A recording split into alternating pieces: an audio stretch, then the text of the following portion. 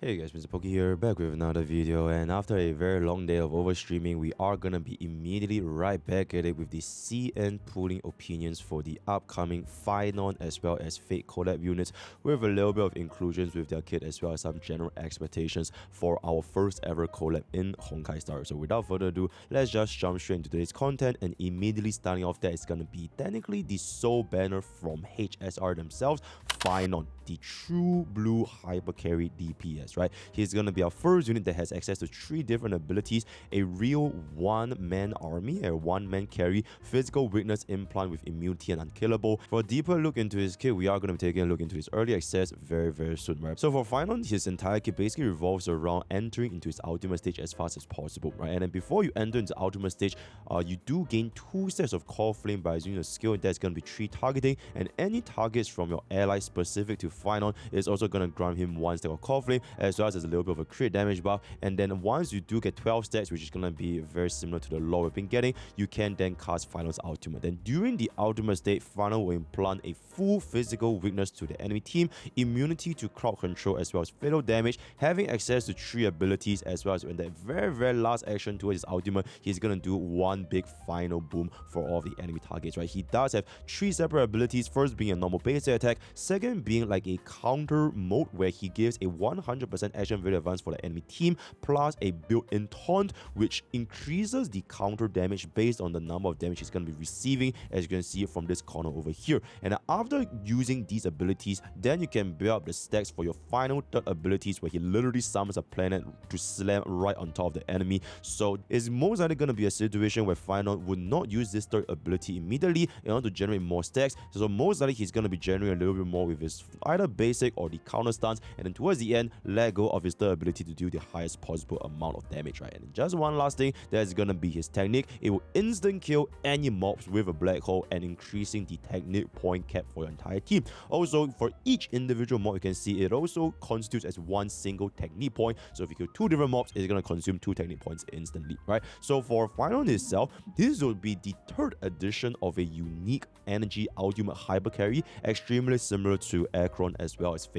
Now, Phainon's initial kit relies massively on a hyper carry setup with single target buffs in order to grant his ultimate as fast as humanly possible, where he would then do the highest possible amount of damage, right? And then to get a look at supplementary 4 stars, they are going to be Ting Yun, March 7th, as well as Yu Kong. So for the overall verdict, if players have not gotten a single version 3 DPS, you have been saving your entire life, only bowling for the support, you are completely fine with Super Braid as well as your Phainon and Akron, and you do want to consider like a time to get a brand new team going around, then Phainon is going to be at a 10 out of 10. Otherwise, it's most likely going to be, as of where it stands right now, a 6 out of 10. So just at a baseline alone, CN believes that Phainon is quite literally going to be the poster child for Amphoras, as well as the entire build up in version 3 for HSR, right? So the pure amount of marketing budget into his animations, the character build up in the main story quest, as well as the different cutscenes, as well as connections with Kevin from Honkai Impact 3, does suggest extreme likelihood that Kevin or Phainon will be one of, if not the best DPS within our current version 3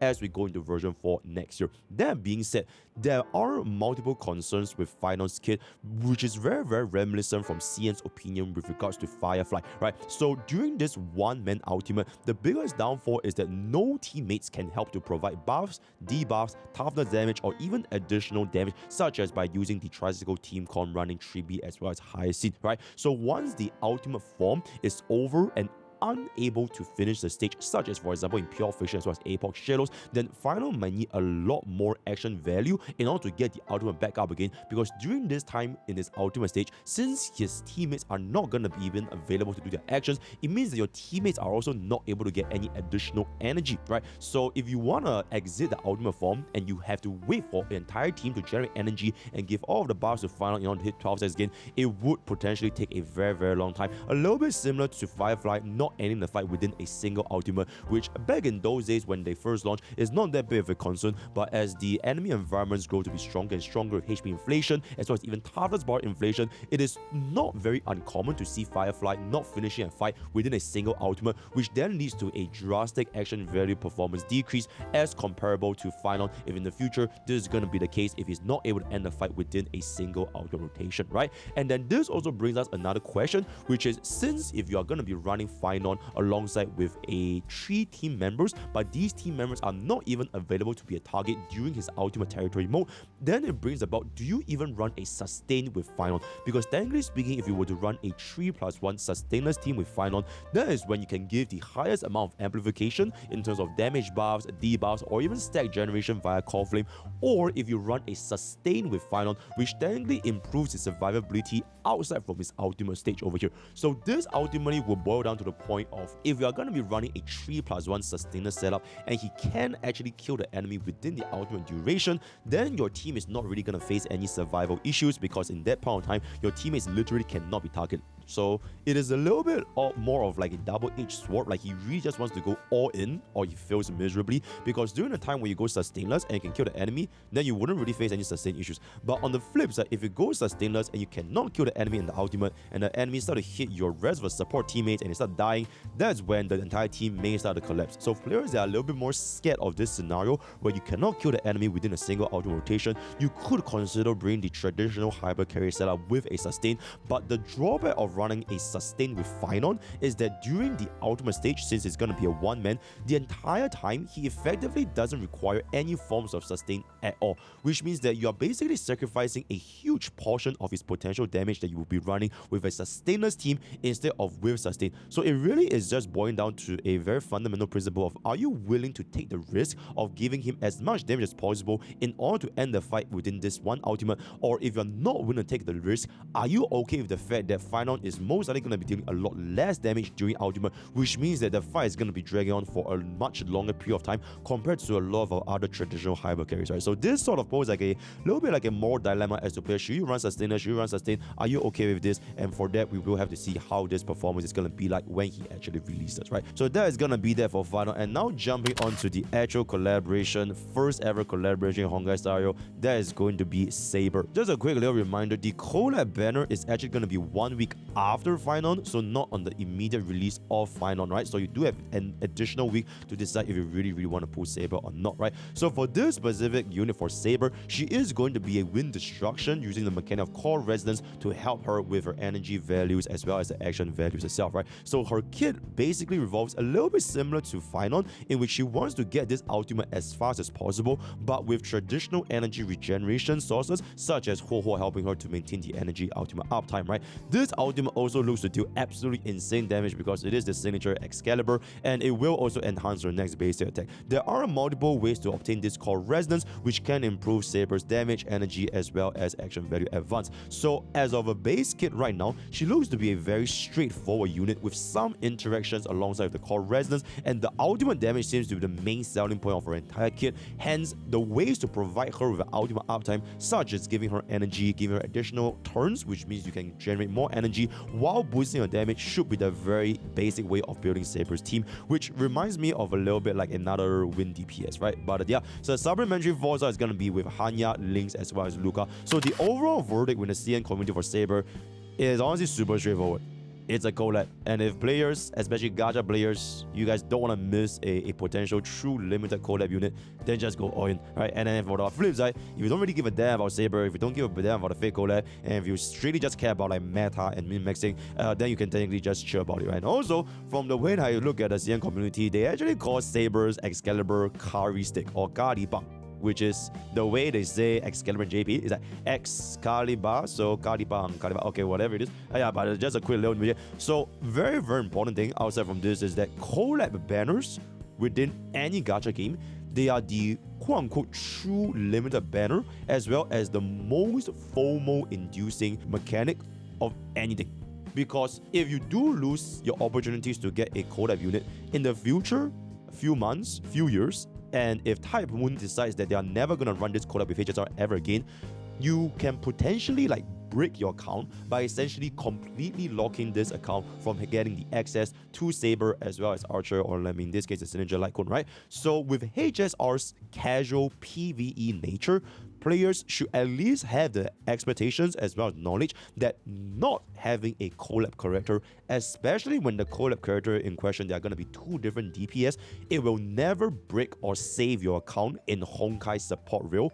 And at the end of the day, your personal enjoyment will come above any sort of meta and tier crafting, right? So at the bare baseline, CN believes that Saber is a very straightforward DPS without a lot of complexity, and majority of her strength would be ultimately dependent on the multipliers from the ultimate. So there really isn't too much things to discuss. If the ultimate does a lot of damage, she's going to be absolutely insane. If the ultimate doesn't do a lot of damage, then she's not going to be too good. So for those who love Saber, you are probably going to be pulling Saber regardless. Otherwise, then there really isn't too much of a mass pull value with regards to a DPS. Then moving on to the next collab unit, which technically everybody is getting for free, but we just want to go through what his kit roughly does again. It is going to be Archer, right? And everybody gets an Archer completely for free. Once again, the banner is going to be 1 week after Phainon. So he is going to be the Quantum Han unit with the highest skill point consumption HSR to date, right? And his kit will revolve roughly around spending 2 skill points to cast his skill indefinitely while raising the skill point cap by 2. And aside from the clear usage of Sparkle alongside with Archer, his ultimate as well as follow-up attack gains him charge, which he can then use to generate more skill point for himself to use.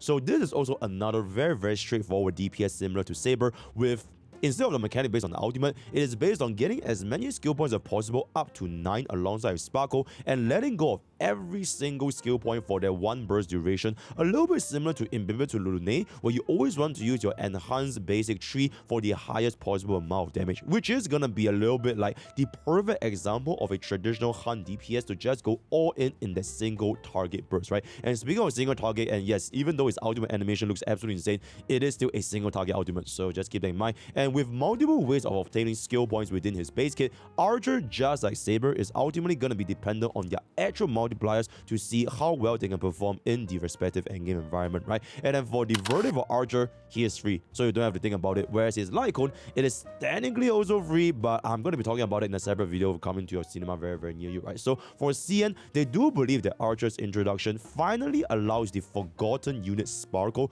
to see play in the version 3 environment. Yes, even in the CN community, they view that Sparkle is just completely invalidated with the likes of Sunday. So now that Archer has finally entered into the fray, Sparkle can finally see some potential, even meta placements, as long as Archer himself is not going to be too shabby of a unit, right? Because Sparkle, as you can see from the kit as well as in the live stream, her kit perfectly complements Archer's entirety of consuming as many skill points as possible. And now, while we do traditionally know Sparkle as only a +1 skill point every 3 turns with a skill rotation, because most of the time you would never use Sparkle's basic attack, players for Archer specifically can actually make use of a skill basic or even skill basic rotation to allow for Archer to do his follow-up attacks and save your Sparkle buffs for that 1 single turn once you reach the maximum 9 skill points for the entire burst, right? Because as you can see from Sparkle, all you have to do is just give him the crit damage buff, and you can just let go of every single one of those skill points within a given point of time. And then once you expand all of your skill points, you can then go back to just performing basic attack with Sparkle, since Sparkle's traits allows her to generate 30 energy per basic, just like her skill, right? So aside from Sparkle,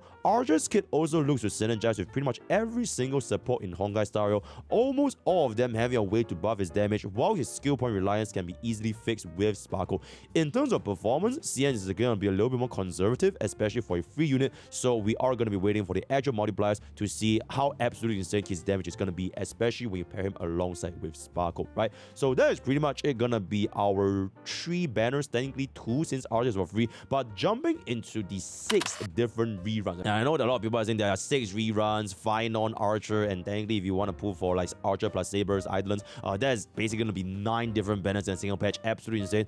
Honestly, for the reruns in this perspective, there really is only one good rerun that players should even be considering about. So before we even talk about that one, just know that for Firefly, Jianu, and Blade, none of these units really hold up a place worthy of a vertical investment, especially if you lack the pieces to make them work in the first place. Now, I know that Jingliu as well as Blade, they both got their buffs in version 3.4. Just keep in mind that these buffs, they were designed with the intention of making the unit stronger since they were back in version 1 to match up a little bit closer to the version 3 DPS standard, instead of making these version 1 units outperform a version 3 team comp, right? So with that regards, players should always try to look forward, and if you really have access to like your version 3 teams or even version 2 teams such as with Aircraft and Phainon, and then you get vertical investments such as with Cypher as well as Jiaoqiu, then you really shouldn't really think that much about getting Jingliu and Blade, especially for Blade because you can literally get him from the 50-50 loss. So these 2 units out of the way. And then for Firefly, you can see his performance in Private Way, you can see his performance in Endgame content. Not just Firefly, but Super Break as a whole, they are starting to fall out of the season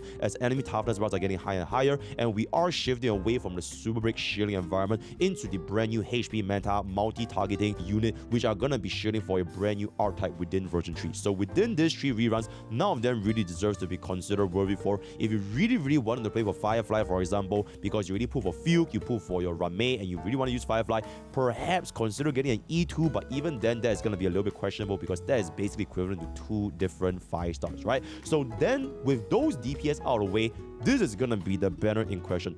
The first ever triple support rerun. Right, we have Tribbie, Sunday, as well as Sparkle. And frankly speaking, there really is only just one answer within this rerun, right? Tribbie is the only rerun players should be considering investing, either for an E0 Ezreal or an E1 Ezreal, because the E1 is absolutely the most busted support item in the entire game right now, right? Now, for Tribbie's signature Lycone, it does provide a pretty substantial 30% damage boost to an entire kit, which can work very well in the Tricycle team comp alongside Hyacinth and Cypher if you really want to. But Dance is just such a solid option, especially in modes like Pure Fission and Apoc Shadows, that saving the 60 to 70 pulls just for the damage buff may be worth it if you can then reinvest your 60 to 70 pulls into an item such as E1 Tribbie or perhaps an E1 or E2 DPS, right? So that is going to be there for Tribbie, and even with that in mind, players might even consider skipping Tribbie because it's a little bit like the Rame and Robin's universal strength in their respective versions. Like right now, Tribbie is very universal. She can be used with everyone, especially with the wheelchair. But in terms of a specific niche, she really is more catered towards units like D Herta as well as Castries and My Day. And I can see a future in which we are going to version 4, because we are technically more than halfway down in version 3. As we go into version 4, more and more brand new DPS, brand new specialized team comps may require you to invest in an entirely dedicated support to make the team shine to the truest potential. So if you're a player that has been doing fine without Tribbie, you can clear all of the endgame content, and you know for a fact that getting a Tribbie for your account is not gonna make or break the current progression, and you're comfortable with saving your pools for the next upcoming support, such as for example Saridra or in the version 4 DPS as well as team comps, then you could even consider skipping Tribbie in this regard, right? So a very classic example is, for example, if you're already somebody that plays, let's just say DOT, you want to play DOT and you see Hyacinth in the horizon and you want to play Phainon, and you know that for a fact that Tribbie is definitely not going to be working with Phainon because Tribbie does not exist with Phainon. So if you're a DOT plus Phainon team 1, team 2, then you can say, okay, you know what, I really just don't really need Tribbie in this specific team. Right? For another example, you could also consider Acheron with the Super Break, right, or your Phainon. So I just want to say Tribbie might just be that universal because of, especially with the Tricycle team comp and her universal strength in the environment, but just know that she's actually not omnipotent, and if you want to skip Tribbie because your team comps do not require Tribbie, then that's also completely valid, right? So that's gonna be there. And then jumping away from Tribbie, for specific regards to Sunday as well as Sparkle, both of them, their FOMO, they are directly derived from the banners of Phainon as well as the free archer you're getting, right? While in the short term, Sunday and Sparkle, they might be their respective best slots, with Sunday alongside with your Phainon and Sparkle alongside with your archer. We are gonna be getting Saridra, which we have seen from the DU buffs that she is teased to be a hyper carry, skill point positive support, and newer supports have always held more inherent value, especially with regards to newer DPS for now as well as in the future. For Sunday users that already have Sunday, you can consider picking up a Sunday signature Lycone because it definitely pairs with him very well. And if you have already been using Sundays the entire time, then getting up the S1 is not going to be that bad of a vertical investment because you already use him in the first place, right? For Sparkle mains, I don't really know when's the last time you guys used Sparkle, but I would personally not get a Sparkle signature Lycone because once again, Dance is the thing, and Sparkle is a lot more lenient with Dance compared to Sunday because Sunday use a lot more skill points anyways, right? So that is pretty much gonna be it for the reruns as well as the banners that we're getting in 3.4. So in summary, if you're a husband or wife or puller, just pull for Phainon or you just pull for Saber and all the kinds of stuff, right? But if you really want vertical investments, getting E1 Tribbie or even E2 Tribbie, it could be something to keep in mind as well. And the potential winners are starting off with Phainon. Like I mentioned just now, if you lose your ultimate uptime, it is going to be a massive damage loss since during that period of time, your teammates cannot generate any energy, right? And also, Phainon is very remnants of like playing with leverage. If you guys invest in the stock market, if you are going to be running sustainless, it will vastly leverage his damage output a lot higher compared to any other DPS running sustainers, because for Phainon, you don't really have to care about the uncomfortable part of running sustainers when he's the only unit on the field, so just all in on damage. Whereas for the flip side, the moment you cannot kill an enemy with a sustainers team with its first ultimate rotation and they come out of the ultimate, that's when your supports become a lot more vulnerable, and if they get sniped off by the enemy outside of the ultimate stage, then the team collapses, right? So on the flip side, if you want to run him with sustain, just know that the damage drop-off is going to be a lot harder,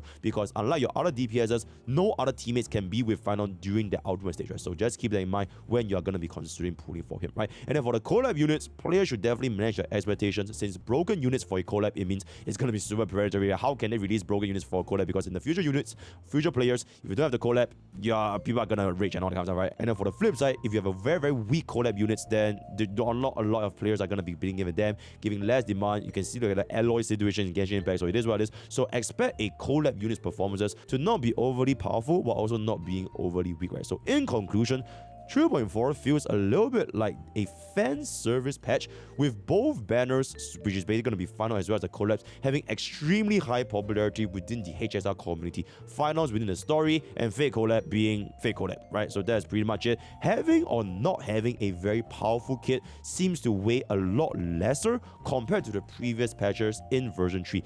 If your team up until 3.3 feels that they are very solid and you don't really give a damn about Phainon or the fake collab, then frankly speaking, 3.5 looks to be even more promising, because we are going to be getting a limited harmony unit within this game called Honkai Support Rail, right? So looking forward to the early access server as we overwork for the next couple of days with me and my editors for a closer insight, especially with regards to Phainon himself, right? So that's pretty much it for today's content. Word of the day is going to be holy overworking.